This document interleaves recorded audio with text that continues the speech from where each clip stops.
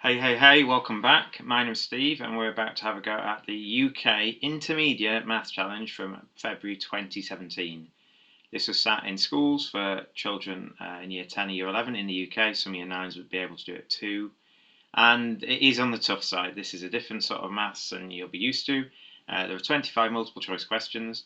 We're just going to work through them and do the best we can, and we're going to mark it at the end. So if you want to pause this video and have a go yourself, if you pause it, the link to this particular paper is in the description at the bottom. If you've already done it, feel free to point out anything you think I've misexplained or anything like that, and also feel free to post your score in the description at the bottom. I'm doing this live on Twitch, so sometimes I might stop and speak to people who are interacting with me live, but generally the aim of this is to go up on YouTube, which is probably what you're watching for at a later date.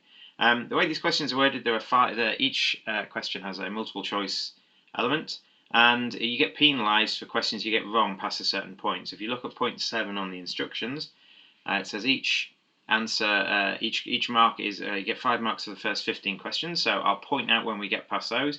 You get 6 marks for the last 10 questions, and they do get much harder. If you look at the difference between question 1 and question 25, there is a stark difference. But after question 15, you start to lose points if you guess. You lose 1 mark if you get it wrong from question 16 to 20, and 2 marks if you get it wrong thereafter. So the general way I do these is if I don't get an answer, I don't guess. So I would suggest you don't guess. And the other little tip I'll give you is if you work them out without looking at the answers, and then if you get an answer that's there, you're pretty sure you're right. I will tell you they're very good at putting misleading wrong answers in, so don't do that. And finally, if you're doing this as a student or if you're doing this as an adult and you're getting depressed at how difficult it is, that's the point. This is nice maths, it's fun maths, it's different maths that you won't necessarily see in a test. So please don't treat it like as you're a failure. Very few people will be able to answer all the questions here. I'm doing this and it's aimed at 15, 16-year-olds, and I might struggle on 1 or 2, and I probably won't get everything right. So we're going to move on. Hi Zeb, this is a maths thing. This is what I was doing when Leia pestered me that I wasn't doing enough bridge. So this is a maths challenge. You're welcome to have a go with me as you want, but we're going to do this. We've got 25 questions, and it says I think we've got an hour. Yeah, we've got an hour, but I am going to be trying to explain things, so I might not finish in an hour, but I won't take too much longer than that. So if I don't get finished myself, I might miss a question out or two. So without further ado, here we go, and off we pop. So the first question is, what is the value of 2/5 plus 2/50 plus 2/500? Well, 2/5 is 4/10, that's 4/100, that's 4/1000. So this is going to be 0.4 plus 0.04 plus 0.004. And if you add those three together, you get D. Question number 2. Each of the diagrams below shows a circle and 4 small squares. In each case, the centre of the circle is the point where all 4 squares meet. In one of the diagrams, exactly 1/3 of the circle is shaded. Which one? Well, you know that's a quarter definitely, and that is a half definitely. And if you can imagine this one, if you split it like that, as in the same shaded part on the bottom as the top, you can see the third section is not the same size. So you can see that this section at the bottom is the same size as this section, and this one is smaller.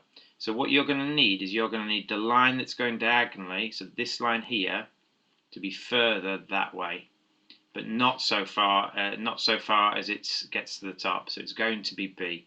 You know that this is a bit more than a third. This one here is a bit more than a third, because you can see that the same section at the top and the bottom doesn't leave space for the same section on the left-hand side. So it's going to be B. How many squares have 7 as their units digit?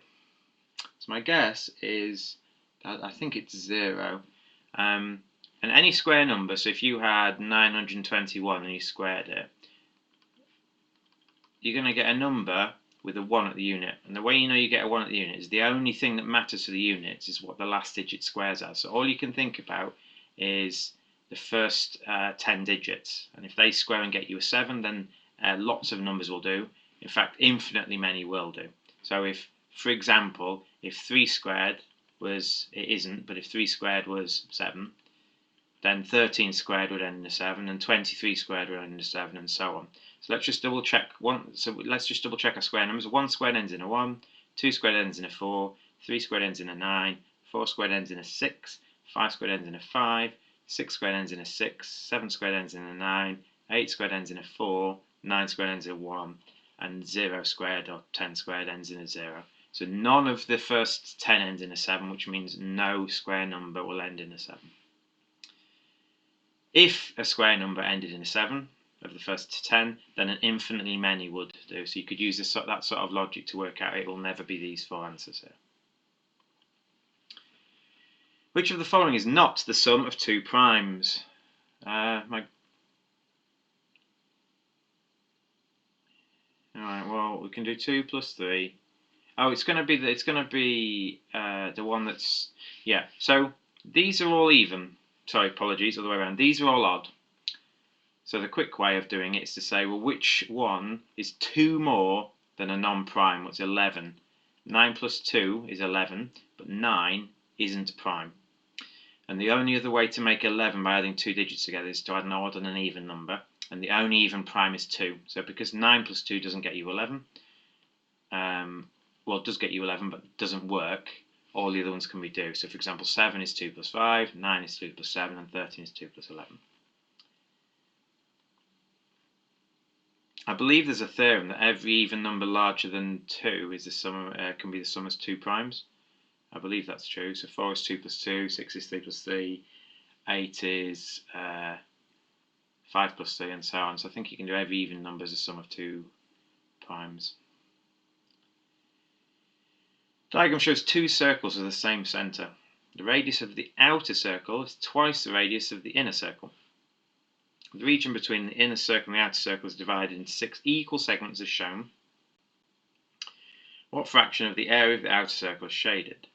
So, just to be in the safe side, so basically if we extend from there, you can see that effectively it's into 6 equal bits. And my guess is that we've got to work out how much bigger this segment is than this segment here.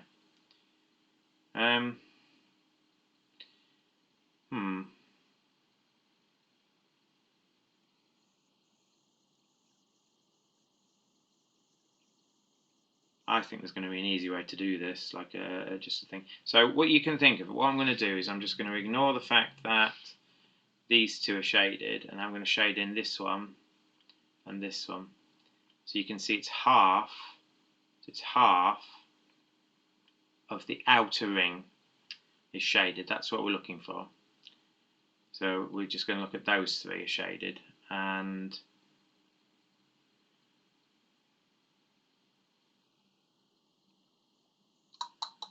am I going to have to sit there and work them out? What fraction of the area of the outer circle is shaded? Hang on. What fraction of the area of the large circle? Yeah. So it's going to be a half. It's going to be a half of the outer circle minus a half of the inner circle. So basically, we're looking for this red bit. We're looking for, if we think about the red bit, all the things I've shaded red there, it's going to be all of that less the center bit. So we're going to say, let's say that the radius is 2. Then the area of the whole thing I've shaded red would be a half times 2 squared times pi. I'm going to take away a half of 1 squared times pi, which is going to be the red part of the center circle, which is going to be 3. No, it's not. Half of 2 squared times pi is 2 pi. Minus a half of 1 squared times pi is a half pi, so it's going to be 3 over 2 pi for the area of the outer one, assuming that the radius is 2. If we're looking for what fraction of the whole shape is shaded, the area of the whole shape is going to be 4 pi, it's just going to be 2 squared pi. So it's going to be out of 4 pi. Well, the pi's are going to cancel, so you're going to get 3 over 2 over 4. 3 over 2 over 4 is 3 over 8, so it's going to be 3/8 of the whole circle. Yeah, there might have been an easier way to visualize that, but I couldn't see it. And that's going to be the case with a lot of these. Some of these questions will be very quick because you know a shortcut, or you can spot a shortcut. The angles of a quadrilateral are in the ratio 3 to 4 to 5 to 6. What is the difference between the largest and the smallest angle? Well, a quadrilateral is 360 degrees. And we're going to divide 360 degrees by the sum of the ratio. The sum of the ratio, 3 plus 4 is 7, plus 5 is 12, plus 6 is 18. So that gets you 20. So the smallest angle is 3 lots of 20, 60. And the largest angle is going to be 6 lots of 20, 20 being 1 unit of the ratio. 6 lots of 20 is 120. And the difference between the largest and smallest angle, or the difference between these two numbers here, is going to be 60.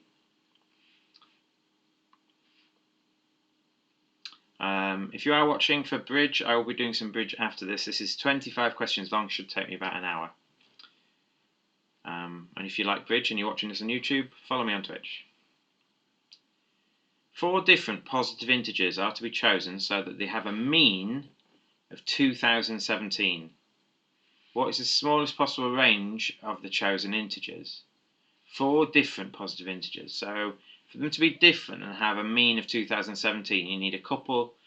I think you're looking at 2015, 2016, 2018, 2019. So these two are 3 above the mean. These two are 3 below the mean in total. And so they will average out to the mean. And the reason you can't have 2017 is because you can't have repeat integers. They have to be different. So the range of these, the range is just the largest value, take the smallest. So 2019, take 2015, is 4. Which of the following numbers is the largest? Well, we know B is larger than A. In fact, they're all larger than A. So my guess is that the next digit of this will be a 2. The next digit of this will be a 4. The next digit of this one will be a 5, and the next digit of this one will be a 3. So it's actually going to be D. And the next digit of the first one, just to be complete, is going to be 0. So the first 4 digits are the same, and if you compare the size of the 5th digit, you can see that D doesn't matter what the remaining decimal bits are. The D will be higher than anything else. The number 2 is the 2-digit number whose units digits with units digit U and tens digit T. The digits A and B are distinct and non-zero. What is the largest possible value of AB subtract BA?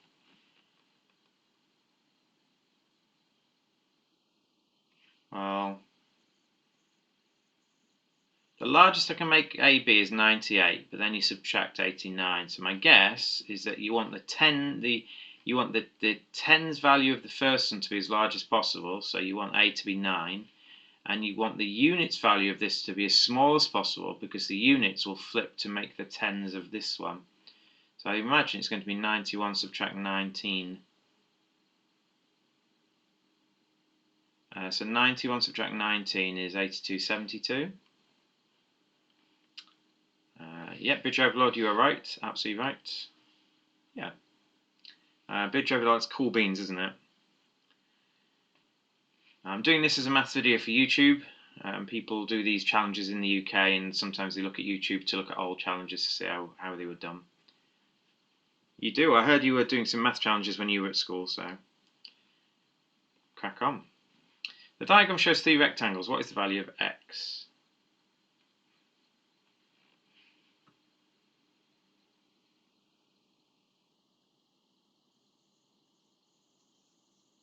Well,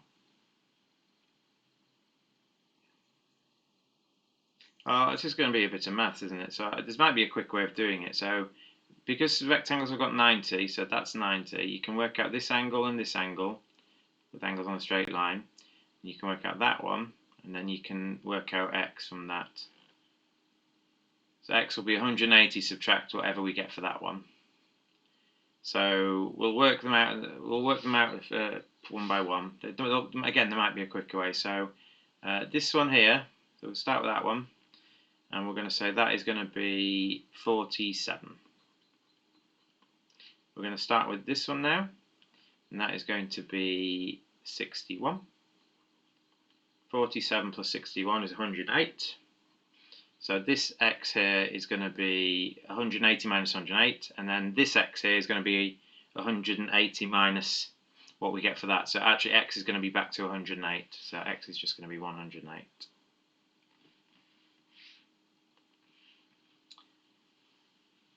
I got A2. The diagram shows 4 equilateral triangles with sides of length 1, 2, 3, and 4. The area of the shaded region is equal to n times the area of the unshaded triangle of side length 1. What is the value of n? Well, because they're equilateral triangles, I think you can sort of split them up into equal ones. So you can see that this equilateral triangle, because the small one is side length 1, you can fit 4 ones in this whole triangle. You can fit 3 rows, so you can fit something like that in, and then that as well. Oh, I'm drawing this poorly. You get the idea. You can get 3 rows in this one. So I think, yeah, just 3 rows. So it's going to be, because this is size 3, you're going to have 3 rows in total, and then that's going to go, you're going to have that, and then you're going to have that and that. And then you're going to have that and that as well. There we go. So a size 1 can fit 1, a size 2 can fit 4, a size 3 can fit 9, so a size 4 can fit 16. So in total you're going to have, because they're just square numbers, in total, in the size 4 you're going to have 15 that are unshaded, that are shaded. You're going to have 3 from the size 2, and you're going to have 8 from the size 3. Basically 2 squared less the 1 that's white, 4 squared less the 1 that's white, and 3 squared less the 1 that's white. So 3 plus 8 plus 15 is going to be 26. I believe that's the way of doing it. You'll also know that there is another way of doing this. You can think of the scale factor as being the length scale factor. The area scale factor will be the length scale factor squared. So if you're just looking at how much bigger is the 4 than the 1, well, it's 4 times bigger, but that will be the length. So the length is 4 times bigger, so the area will be 4 squared times bigger. And that's effectively what we're doing.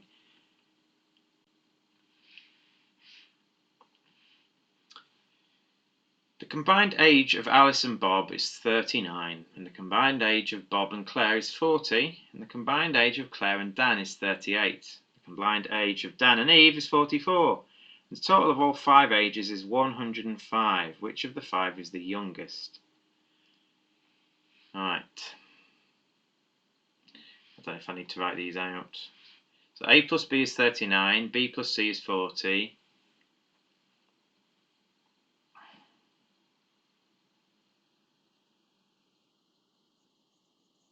So you know that Claire is a year older than Alice. So, and you know that if Claire's a year older than Alice,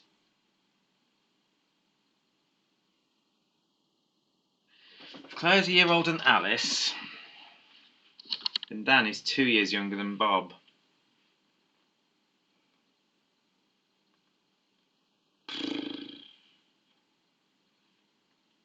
Oh, the total of all 5 ages is 105. I wonder whether you need to go.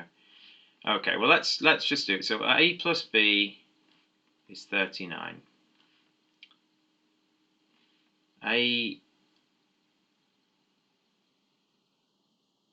And B plus C is 40. C plus D is 38. I think I'm missing something here. D plus E is 44.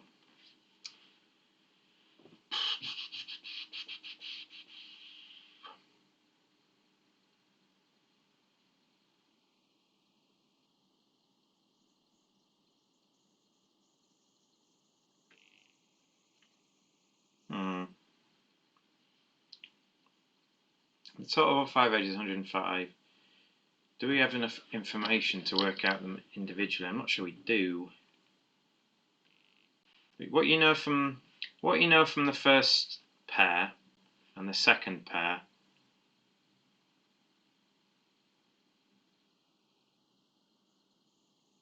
Yeah, so from these two you can work out who's older out of A and C. From these two you can work out who's older out of B and D, in which case if you look at just the second two you can see that B is older than D. And if you look at the last two you can work out who's older of E and C.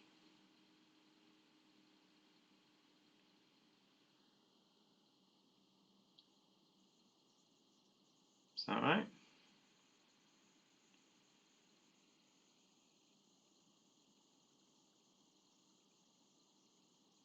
I'm missing something here.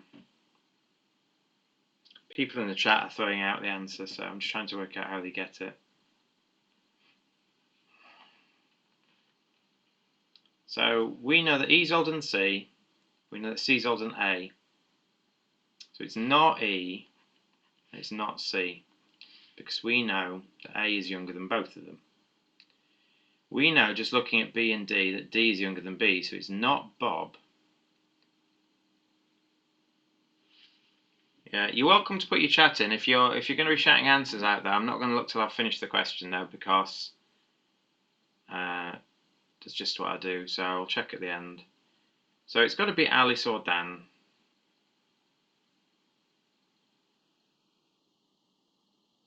Oh, and hang on, you know that.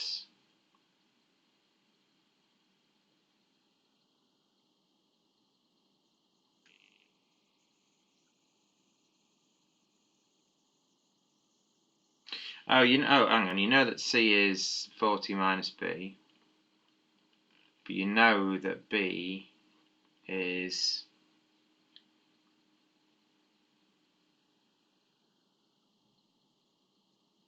The fact is, I'm not using the fact that they add up to 105.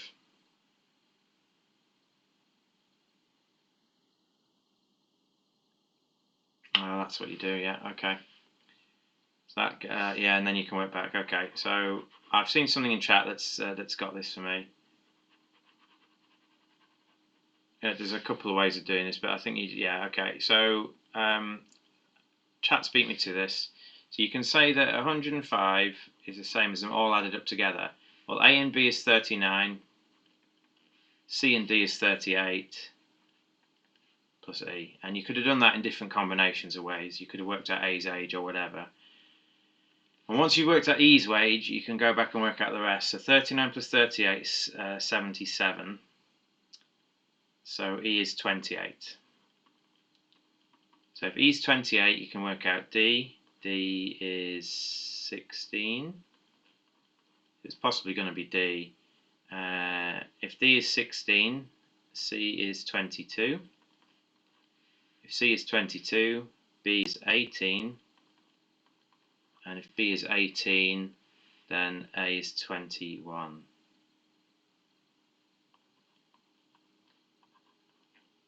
Yeah, so I'd narrowed it down to D or A, and it's going to be D, because D is 16. Yeah, so Bridge Overlord and Yi 17. Thanks for the help. Yi 17 is the method I've used. Bridge Overlord did some kind of, if the 105 was the total, he said the average is going to be about 21, and then he kind of worked out from there. The diagram shows a quadrilateral PQRS made from two similar right-angled triangles, PQR and PRS. The length of PQ is 3, the length of QR is 4, and the angle PQR and PSR are the same. PRQ. So PRQ is that one. And that angle is the same as PSR is the same as that one. So these two triangles are similar. On the triangle on the left is a Pythagoras triangle. So it's 3 squared plus 4 squared. 5 squared. It's the triple that you should just know. What is the perimeter of PQRS? Well, the perimeter of PQR the perimeter of that is 3 plus 4 plus 5 is 12. And the scale factor, because the angles are the same, the scale factor will be what you multiply to get, because if you look at the sides, they've got a shared side. This side and this side are the same. So what do you multiply 3 by to get 5? It's going to be 5/3. So if we do 12 times the scale factor, 5/3, we're going to get the new perimeter, the larger perimeter. 5/3 times 12 is 20. Hang on.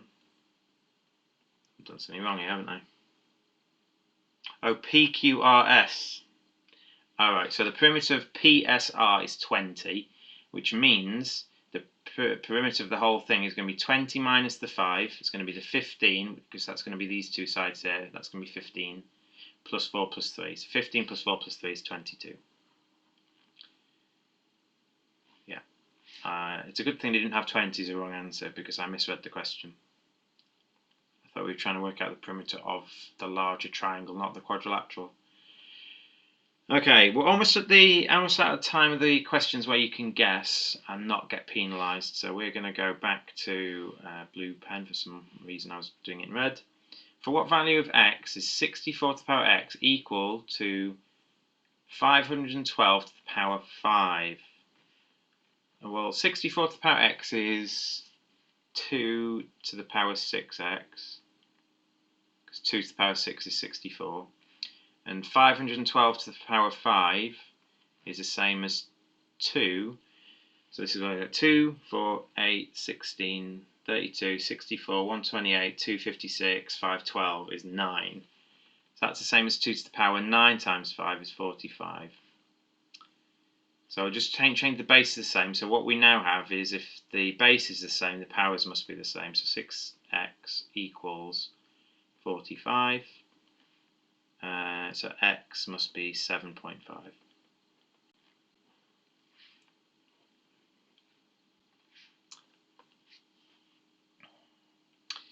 Right, this is the last question where we can guess. So don't guess from this point onwards unless you've got an answer that you've worked out. In the diagram shown, PQ is SQ is QR lengthwise. They've labelled that for us. And SPQ is twice RSQ. So SPQ, so this angle is double this angle. No, it's not. Well, yeah, it is, because it's RSQ is that one, isn't it? So this angle is twice as big as that one. What is the size of angle QRS? QRS, which is the same as QSR, isn't it?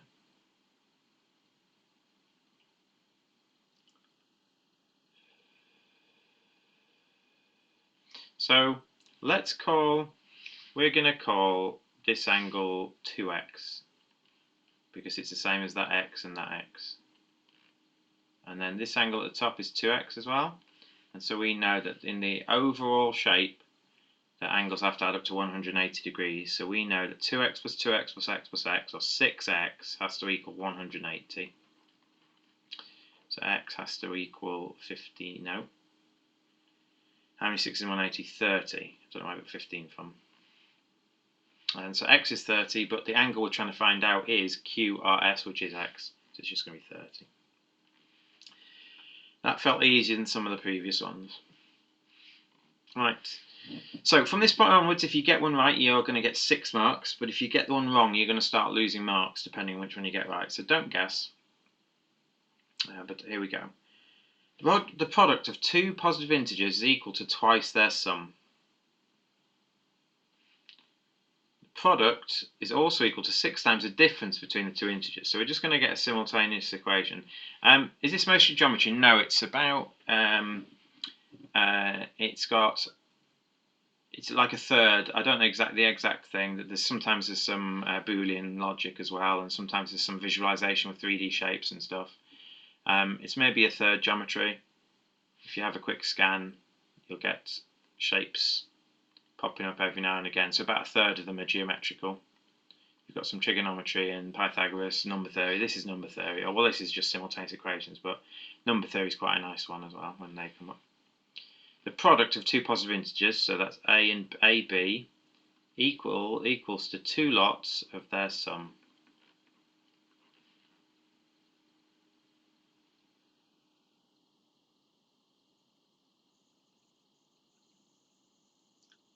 And the product is also the same as 6 lots of the difference.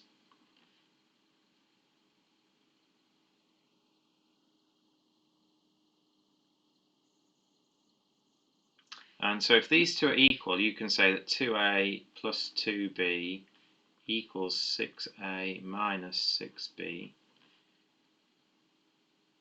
And so you've got 8a equals 8b. Oh, I've done something wrong here, haven't I? No, yes I have. It's going to be 4a equals 8b. So one's twice as large as the other.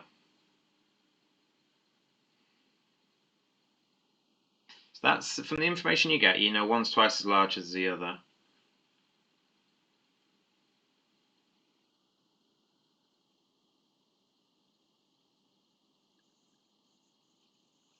And if they're integers, you know that they must divide by 2, because they have to be divisible by 2, and they must be divisible by 6 as well. So one of a and b has to be even, and the other one has to be a multiple of 3. Am I going to have to just work out the values? So if one's even, the other's a multiple of 3.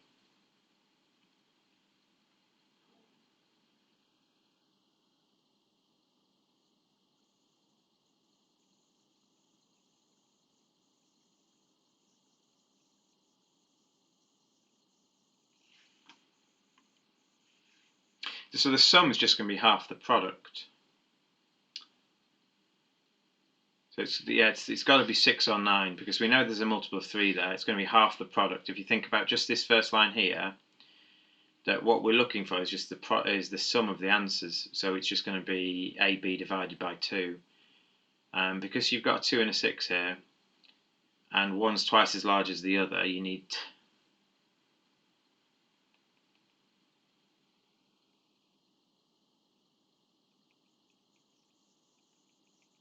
Is it 6 and 3?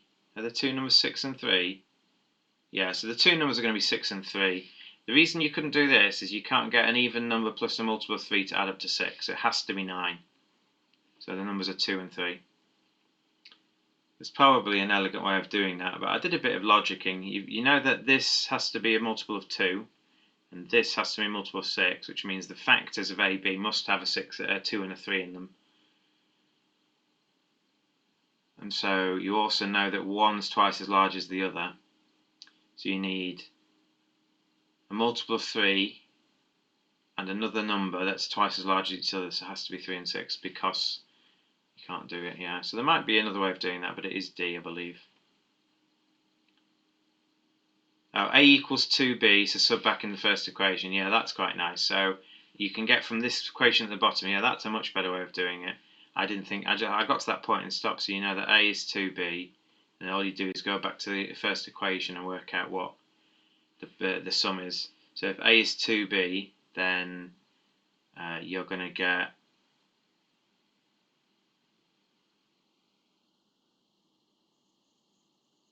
you're going to get 3a squared equals 3a.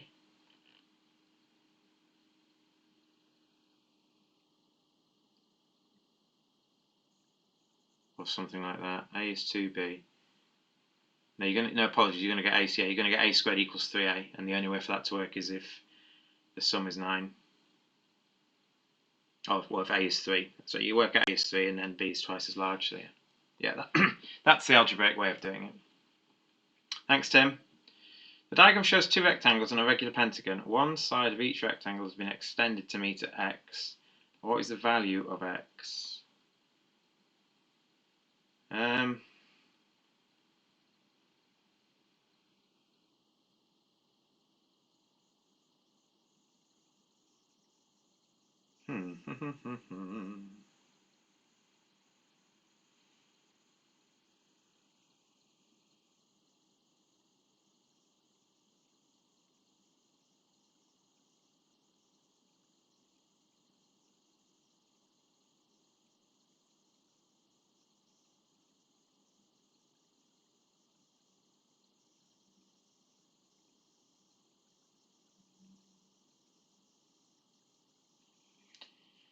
Two rectangles on a regular pentagon. Well, the regular pentagon has an interior angle of 108. That matters.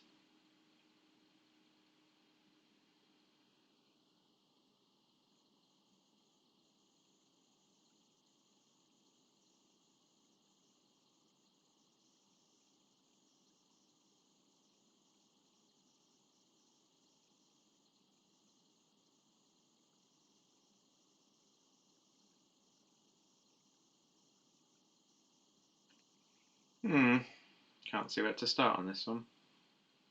108, so you could work out this angle here. Oops. You could work out that angle there, but I'm not sure I can work out that little one there, is why I'm not going down that route. So let's ignore that one. Are there any parallel lines or something that you can use?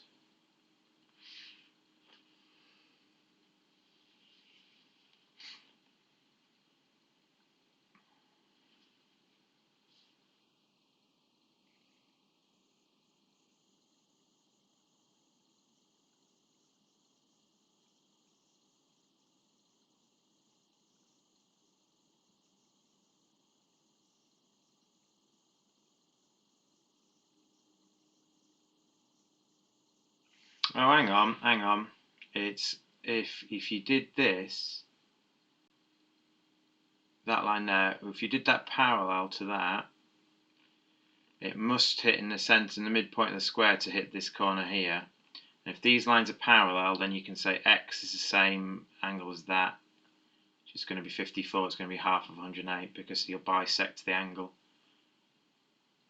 I think that's a legitimate proof. If that's 54, and if you can continue this down, that will be 54, and that will be the same as x. So I believe that works. So I think it's 54. Hey civilian, this is a maths challenge I'm doing. Right, a water tank is 5/6 full and 30 litres of water are removed from the tank. The tank is 4/5 full. How much water does the tank hold when full? So if we work out, we know 5/6 of the tank, let's call it x, minus 4/5 of x is 30. So we can say this is x lots of 5/6 minus 4/5 is 30. And 5/6 minus 4/5 is going to be 25/30 minus 24/30 of x is 30. So 1/30 of x is 30. So x is 30 times 30, x is 900. Yeah, I agree with you, Cool Beans.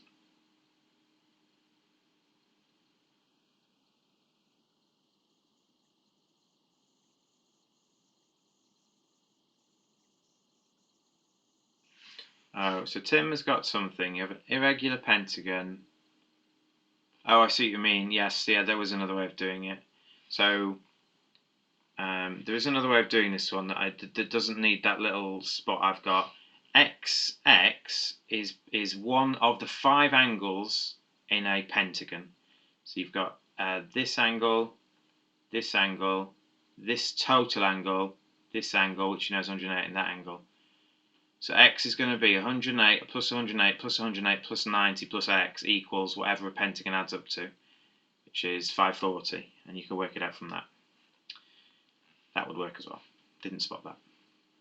I actually liked my solution better, though, even though it's a bit tougher to spot. PQRS is a square. Point T lies on PQ, so the PT to TQ is 1 to 2. Point U lies on SR, so that SU to UR is 1 to 2 as well. And the perimeter of PTUS is 40. What's the area? So this one is just the hardest part. It's probably going to be drawing this out. So we've got a square. This is a very badly drawn square. I haven't got any straight line tools in this particular software. My Smart Notebook trial ran out. So we've got PQRS. Point T lies on PQ, so that PT to TQ is 1 to 2, so it's about there. So there's T, and that's 1 to 2. Point U lies on SR, So that SU to UR is 1 to 2. Is that right? So that's U, so that's also 1 to 2. The perimeter of PTUS is 40. So PTUS is 40. So there we go. That one. So the perimeter of this red shape is 40. What's the area of PTUS? Alright, so if this is 1 unit, so PT is 1 unit, which means PS is 3 units, SU is 1 unit, and UT is 3 units. So in total, the perimeter of that is 8 units. So if we've got 8 units, or 8 x's, or whatever it might be, and that's got to be, the perimeter is 40, that means 1 unit is 5, 1 unit is 5. So you've got a 5 by 15 rectangle, and 5 15s are 75.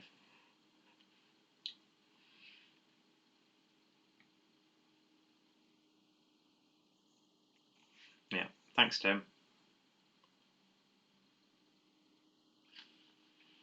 Yeah, you definitely approach things differently to me, Tim. We rarely have the same solution, rarely, and that's what makes maths beautiful.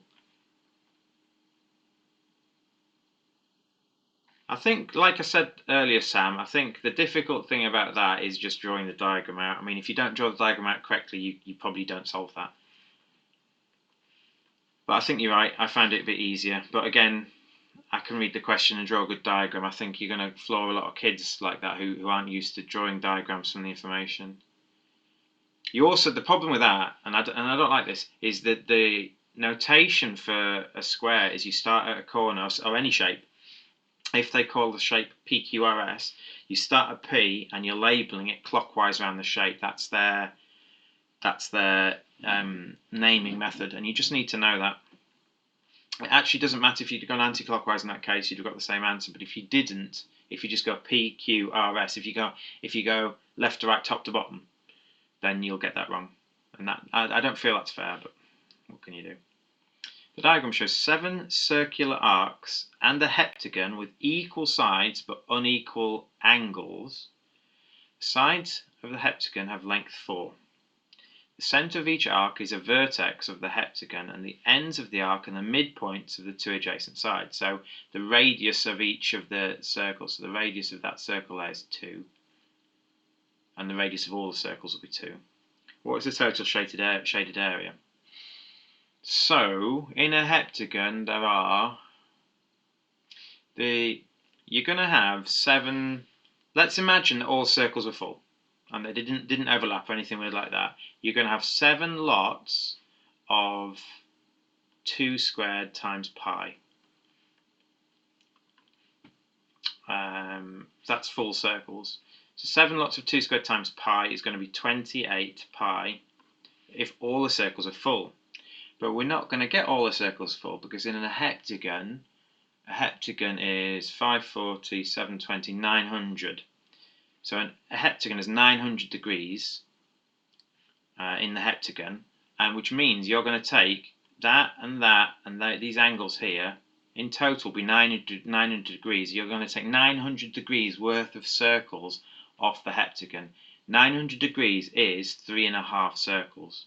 So you're going to subtract 3.5 circles. So you're going to subtract 3.5 lots of 2 squared times pi. That doesn't seem right.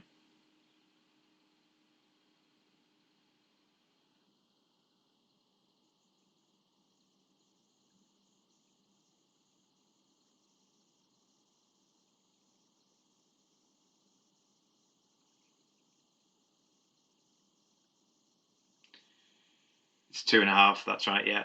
I knew that wasn't right because I know that this would get me 14 pi, and it can't be 14 pi because all of the circles are more than half a circle. So how many 360s in 900? I counted 3.5, but it's 2.5, isn't it? 2 is 720 and then half, yeah. 2.5 times 2 squared times pi. 2 squared is 4. 2.5 times 4 is 10. So we're going to subtract 10 pi. This is going to be 10 pi is going to be the parts of the full circle we're missing. So 28 pi would be 7 full circles, and 10 pi is all the circles we don't have filled. So it's going to be 18 pi. Yeah, I knew 3.5 was wrong, and I knew I'd done something wrong because I knew 3.5 is half of 7, and they're all bigger than a half. Friday night arithmetic. You won't believe how much bridge I played this week. I'm quite tired, actually. This is the last set of 5 questions. If we get any of these wrong, we lose 2 marks. So definitely don't guess the last 5. Not only do you lose the most marks, but they're also the hardest, so you're the less likely to actually get the right answer. Brachycephalus frogs are tiny. I'm just going to call them bee frogs. Less than 1 centimetre long, and they have 3 toes in each foot and 2 fingers in each hand. Where the common frog has 5 toes in each foot and 4 fingers in each hand. Some bee frogs and common frogs are in a bucket. So each frog has all its fingers and toes, and between them they have 122 toes and 19 fingers. So I think this is going to be a simultaneous equation. So we've got bee frogs and sea frogs. So we know that the toes, we've got 122 toes, and each bee frog has 3 toes. That's going to be 3b plus 5c. And then fingers, we have 92 fingers, and each bee frog has 4 fingers, and each common frog has no, I've misread this, 2b plus 4c. And then we're just going to solve these simultaneously. So if you're doing this as a student, you should know simultaneous equations. I can't do that yet. I need to equate them. So what we're going to do is we're going to, I guess we have to multiply them both. So we're going to scale them both up to make the b's match up. So we're going to double the top one. You're going to have 244 is 6b plus 10c. And we're going to triple the bottom one. So you're going to get 276 is 6b plus 12c. And then what we're going to do is we're going to subtract them upside down. We're going to subtract the top one from the bottom one. So the top one, so it's going to be 276 take 244 is going to be 32 equals 2c. So the number of common frogs is 16. How many frogs are in the bucket? So we now need to work out how many uncommon frogs there are. So we're going to go back to the first equation and we're going to substitute in c is 16. So we're going to get 122 equals 3b plus 80. It's 5 16 to 80. So 3b is 3b is going to be 42. So 14 equals b. And the number of frogs in the bucket, I get 16 add 14 is, oh dear, what have I done wrong?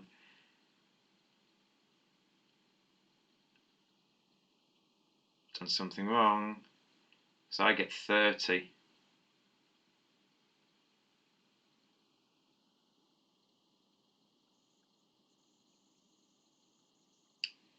See a term? I get 30. What have I done wrong?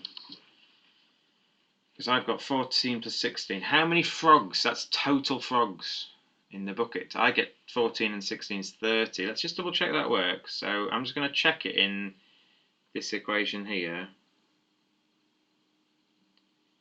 So 2 14s are 28, 4 16s are 72, and 28 add 70 does not equal 92. So I've done something wrong. What have I done wrong? Right, the bee toes have 3 toes and 2 fingers, and the common frog has 5 toes and 4 fingers. So that's right. And then I've doubled the top one.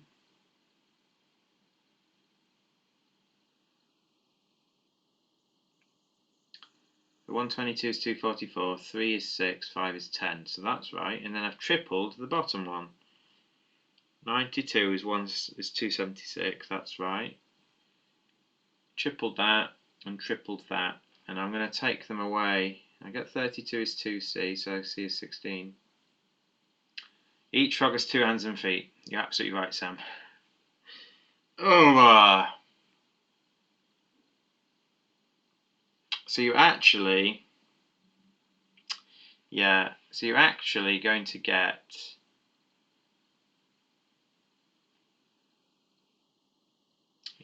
each frog has 2 hands and feet. Oh no. So I'm going to go back to the blue equations. I feel that's mean. I feel that's really mean. I can't, there's no quick way to clear the page. Is there a quick way to clear the page? What's that do? Laser, no, I don't want that. There's no quick way to erase everything on this software, so try not to make mistakes. So we're going to go back to the start and we're going to do the fact that each frog has 2 arms. I think you've got to assume that frogs have two arms and 2 legs, I guess. I guess that's obvious, but yeah, okay. So thanks, Sam, I appreciate it. Right, so number of toes, each B frog will add 6 toes, and each C frog will add 10 toes, and each B frog will add 4 fingers, and each C frog will add 92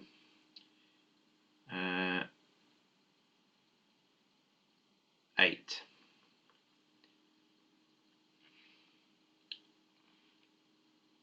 You can't, I'm afraid. Well, more importantly, the end result, you might be right. You might be absolutely right. I'm going to do it again. Yeah, it could be A is 15. You're absolutely right. It could be 8 and 7, 15. Yeah, you might be absolutely right.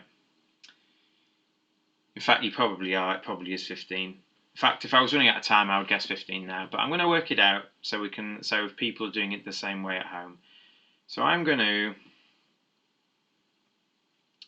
do something similar. I'm going to double it. Yeah, 244. It's 12B, 20C, and 276 is going to be 12B plus 24C. So you're going to get 32 equals 4C, 8 equals C, 7 equals B. It is going to be 15, yeah. Oh, Zeb, so you know what? I looked. I didn't see 15 in the list, so I thought that wouldn't work. And then you said, can't you just half it? And I was like, oh, yeah, you can. Didn't see 15 in the list. Right, how are we doing on time? So we're almost out of time, actually, weirdly. We've got about 10 minutes left, so I'm going to try and finish it, and if I can't do it, I'll pass it. But here we go. The diagram shows an arc PQ of a circle with centre O and radius 8. So the radius is 8. Angle QOP is a right angle. Yeah. And the point M is the midpoint of OP, and N lies on the arc, so that MN is perpendicular, okay? Which of the following is closest to the length of the perimeter of the triangle PNM? So we're looking for the perimeter of this triangle. So we know that that bottom length is 4. And we know, from a very weird thing, we can say that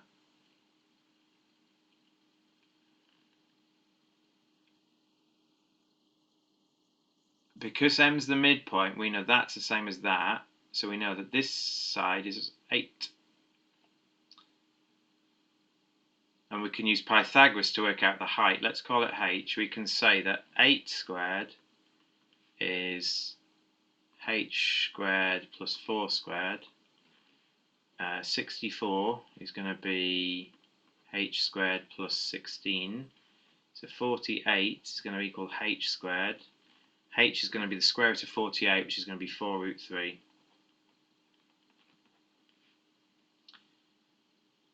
So the perimeter is going to be 4 root 3 plus 8 plus 4, which is going to be 8 plus 4 plus 4. 4 root 3. Root 3 is about 1.7. So 1.7 and a bit. So that's 1.7. So 4 lots of 1.7 is 6.8. So that's roughly 6.8 plus 8 plus 4. 8 plus 4 is 12. So I think it's 19, the closest. 4 root 3 is a bit more than the 6.8, so 4 root 3 is approximately 7. And so it's going to be approximately 19. That felt quite easy. 2 brothers and 3 sisters form a single line for a photograph. The 2 boys refuse to stand next to each other. How many different lineups are possible? So, the first thing we have to check is, does order matter? And I think it does, doesn't it? If it's Ben, Sally, Dave, that's different to Ben, Dave, Sally. Although you can't have Ben, Dave, Sally because 2 boys don't stand next to each other. So, if there was no restriction and they could stand in any order, it would be 5 factorial, which is 120. And I'll just explain the reason why it's 5 factorial for those watching. Anyone can sit in the first one, so any of 5 can stand in the first space. Of the remaining 4 people, anyone can stand in the second, and anyone can stand in the third, and anyone can stand in the fourth spot, and the last spot is whoever's left. So 5 factorial is the same as saying 5 times 4 times 3 times 2 times 1. So I already know it's not going to be that one, because once you put a restriction on, it's going to be one of the others. My guess is that the restriction isn't actually that severe, so my guess is that it's going to be 72, maybe 60. So, is there a way to work out and take off all restrictions? Actually, we can do it this way. If we work out the different ways of standing, and so you can have boy, girl, boy, boy, boy. Apologies, you get the idea what I'm trying to do. You can have boy, girl, girl. You can have boy, girl, girl, boy, girl. You can have boy, girl, girl, girl, boy. You can start with a girl and then have a boy, and then you have to have a girl and then you can have a boy and then a girl. And then you can start with a girl, have a boy, have another 2 girls and then a boy. And finally you can have girls in the first 2 spots, which means you have to have boy, girl, boy. I think they're the only combinations of doing boys and girls. Now in each combination, so we've got 6 combinations. In each combination there are 2 boys and 3 girls. The way you can stand 2 boys round is 2 factorial, i.e. the first boy can be either of them, the second boy is fixed. And then the way to stand the 3 girls in any of these combinations is 3 factorial, for the same reason that 5 factorial. So the girls have no restrictions, and once you've separated the boys have no restrictions. It's going to be 6, because there are 6 ways of doing it, times 2 factorial times 3 factorial, which is the same as saying 6 times 2 times 1 times 3 times 2 times 1. 6 times 2 is 12, times 3 is 36, times 2 is 72. So we think it's 72. I would have guessed 72 once I realised it wasn't 120. So in that particular case, that would be one I would be happy guessing. The nth term in a certain sequence is calculated by multiplying together all the numbers 1 plus 1 over k, where k takes all the integer values from 2 to n plus 1. So the 10th term will be 2 through 11. So 1 plus 1 over 2, plus so on all the way to 1 over 11. For example, the third term, they've given you an example. The third term of the sequence is 1 plus a half rooted times 1 plus a third rooted, so on. What's the smallest value of n for which the nth term of the sequence is an integer? I think I've seen something like this before, actually. I'm going to rewrite 1 plus a half to 3 over 2 times 1 plus a third is 4 over 3. So here we go. Times, so they're all going to be square rooted, times 5 over 4 times all the way up to n plus 1 over m. Now, if you multiply 2 square roots together, it's the same as saying, 3 over 2 times 4 over 3 times 5 over 4 times n plus 1 over m. And if this is what you've got, you'll notice that the 3 will cancel. If this is a sequence of a pattern, the 4 will cancel, and the 5 will cancel with the 5, and then the 6 will cancel with the 6, and so on, all the way up. So what you're going to be left with is going to be some n plus 1 over 2. and you need that to be a square number, and the first square number you can make is 8 over 2 because that's 4. So if n plus 1 is 8, then n is 7. So I think the 7th term in this sequence gets you 8 over 2 square rooted, because all the other bits cancel out. That's over 5, and 6 over 6, and 7 over 6, and 8 over 7, and 7's cancel out. So I think you've got 1, 2, 3, 4, 5, 6. Am I missing one?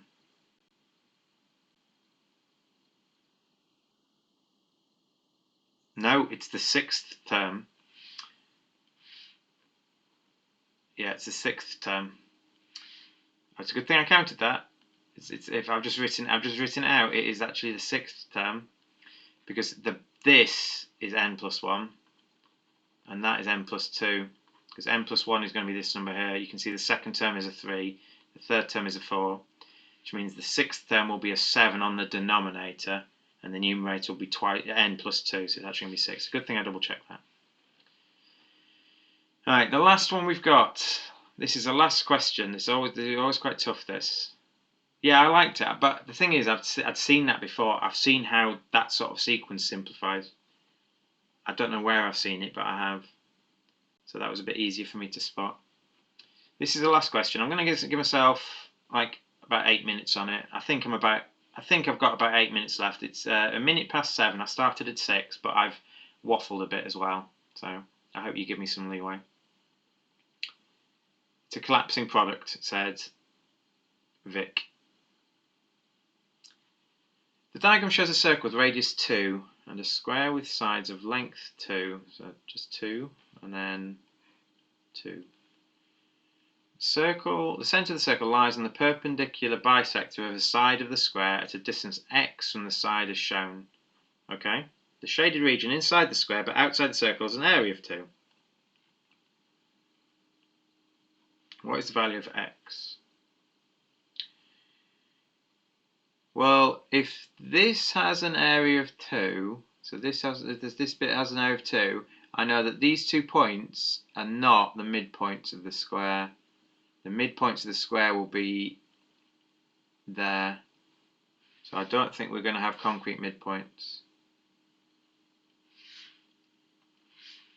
So what can we do? We can go, well, this is,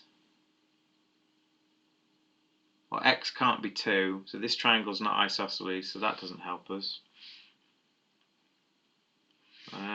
Do we have any lengths? We've just got 2's everywhere, haven't we? So what about doing this? Oops. We know that's 2, and that's 2. Oh, and that is 2 as well, because it's the length of a square. So this is an isosceles triangle, not an isosceles, an equilateral triangle. And more importantly,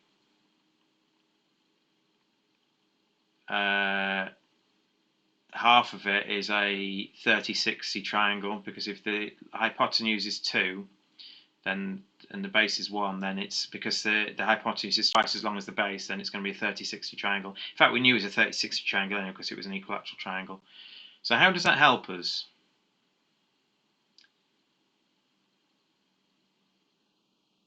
Oh, right, yeah, this is quite nice. So because the equilateral triangle is 60 degrees at the center of the circle, we know that the sector, so the sector is the triangle plus this little curved bit, is going to be 1/6 of the area of the whole circle. So it's going to be 1/6 of pi r squared. 1/6 pi r squared is going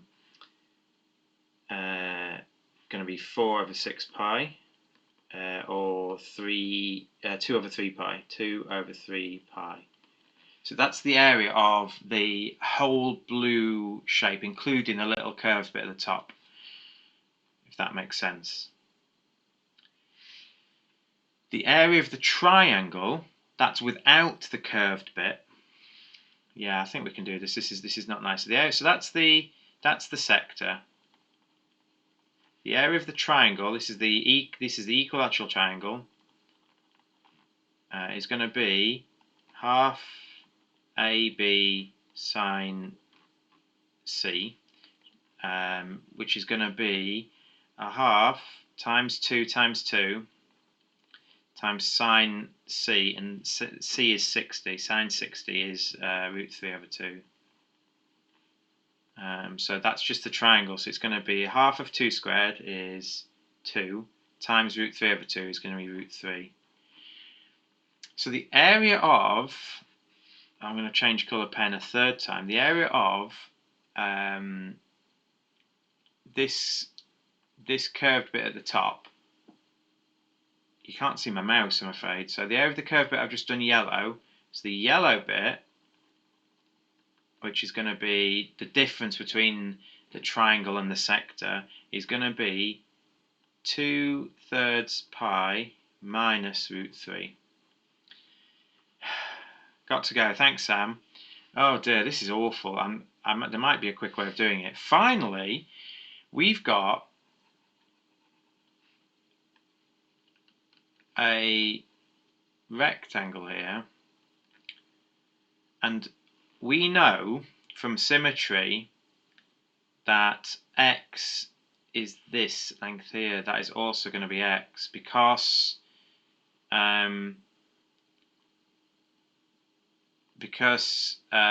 x is bisecting the sides of the square, and you've got a 2 by 1 triangle. Yeah, so x has to be the same height here, I believe. So we can work out that the area of the rectangle is going to be 2, because it's the other half of the area of the square, minus the yellow bit. So the area of the rectangle is going to be 2 minus 2 over 3 pi minus root 3. And the area of the rectangle is also going to be the same as the base times the height. And the base times the height is going to be 2x. Because the base is 2, so 2x equals 2 minus 2 root 3 minus root 3. So it's going to be 2 plus root 3 minus 2 over 3 pi. So x is going to be half of this monstrosity. It's going to be 1 plus root 3 over 2 minus 2 over 6 pi. Oh dear. And now more importantly, can we find that in our 2 over 6 is a third. And it's that first answer, isn't it? Oh no, hang on. We've got 1. We've got plus 1.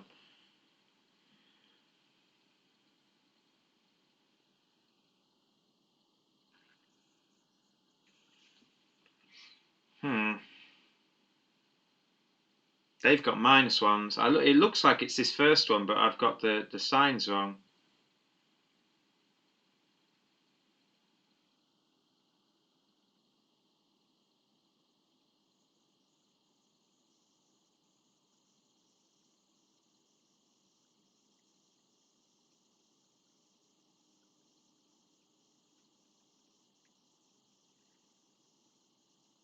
Oh, I don't know what I've done.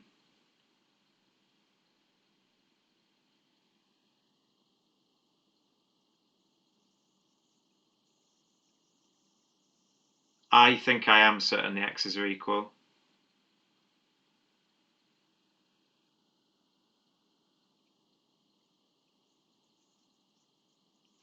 The reason I'm certain the x's are equal is you've got this here. So I'm going to just go over why I think the x's are equal. I think I've just worked it out here. So I'm going to pick green pen.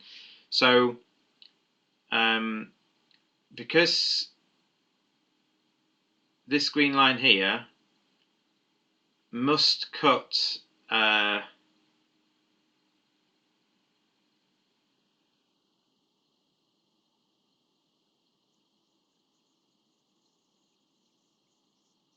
think this green line here cuts the square in a quarter.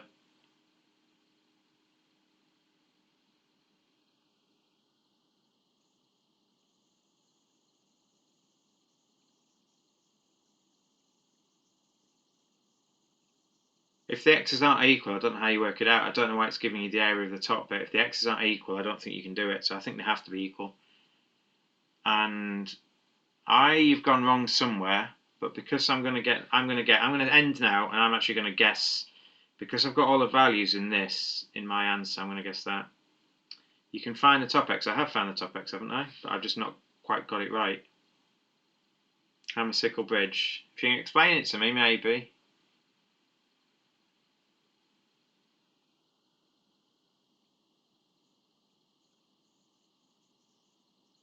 Yes, the area of the rectangle is this bit here.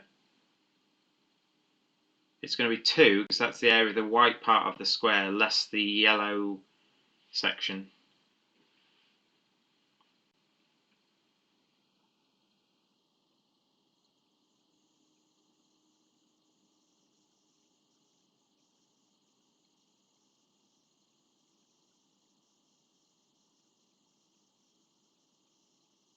Yeah, that's what I've got. So 2 minus the area of the yellow section, and the yellow section I've worked out to be 2/3 of pi minus root 3.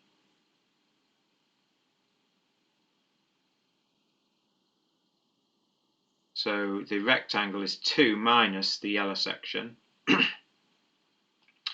and the rectangle is 2x. The area of the rectangle, the black rectangle, is 2x.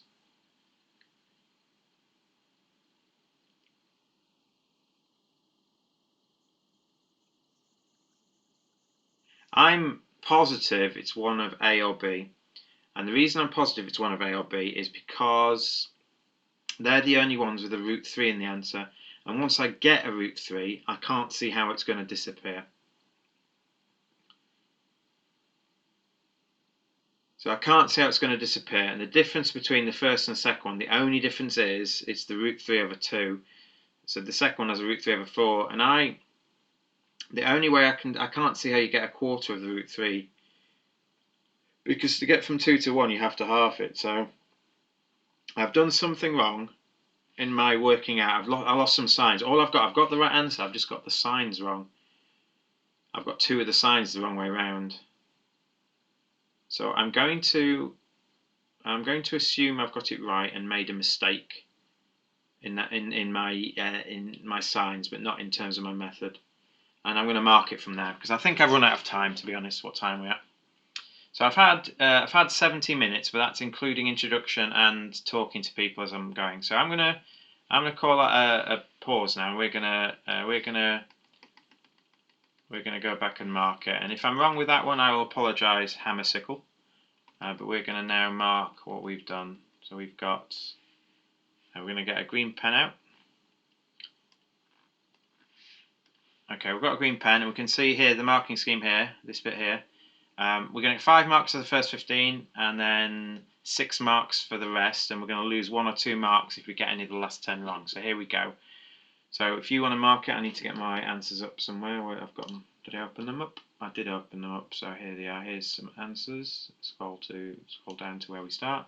So first question. I can't see your chat while I'm marking, I'm afraid. Question 1 is D. Question 2 is B.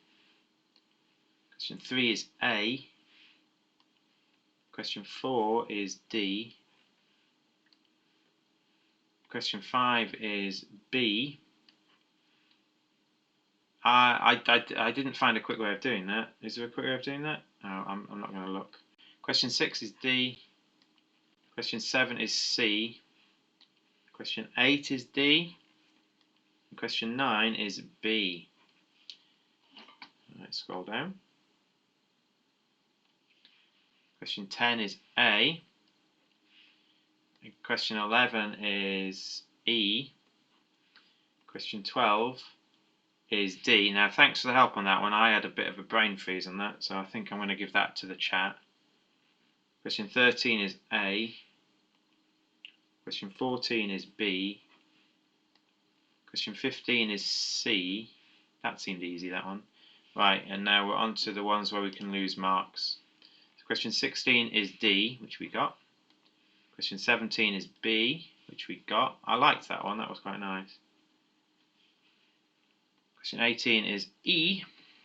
Question 19 is also E. Question 20 is D. If you got any of those 5 wrong, you're going to lose 1 mark, but each of those is worth 6. Question 21 is A. Thank you very much for the spot there. Question 22 is C. Question 23 is D. Again, that felt a bit easy, but I guess if you haven't done that sort of maths before, that might be quite difficult. Question 24 I liked as well as C. Question 25 is A. Now, what have I done wrong?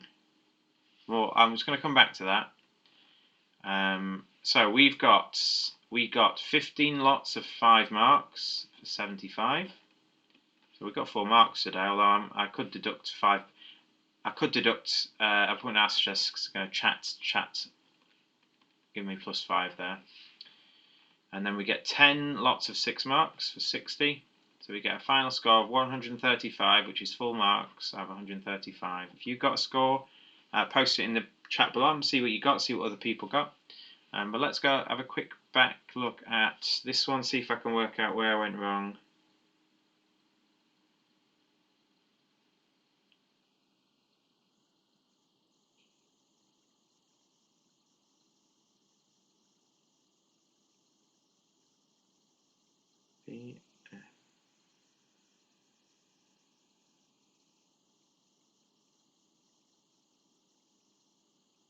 They've done it a lot easier.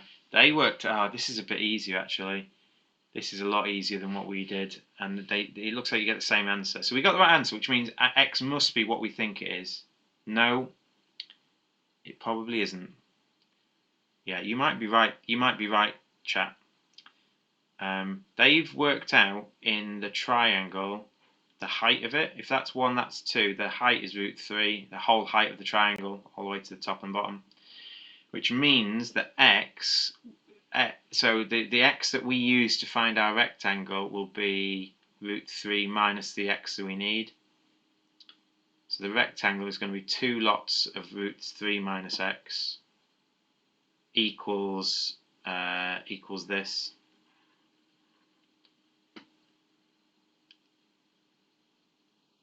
Yeah, so maybe we made a mistake and got lucky, but there you go. So maybe in theory, I'm going to asterisk one of them as well, that we got lucky.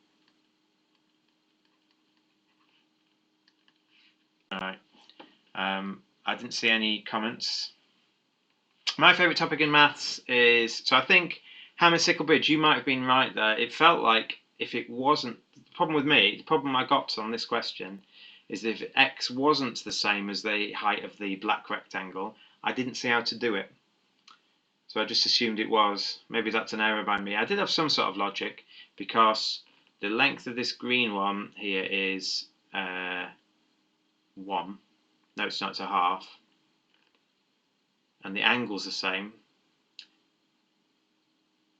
Yeah, but that's assuming it hits the midpoint of the side of the... That's assuming it bisects, well, into the square into a quarter, effectively. So maybe I'm wrong. Maybe I'm just wrong. My favourite area of maths is number theory, probably. I like geometry. I find some geometry easy, some hard, but number theory is probably my favourite area to do with multiples, factors, primes, and stuff like that. But we're going to call that a day. So if you've been watching the YouTube video, thanks very much. We've got a decent score today. 135 with 2 asterisks. 1 was a chat help, 1 I got lucky, but you could see what I was trying to do. And a lot of what I did is correct, although I think my assumption that x was the same as the one above it is possibly invalid. So we're going to call that...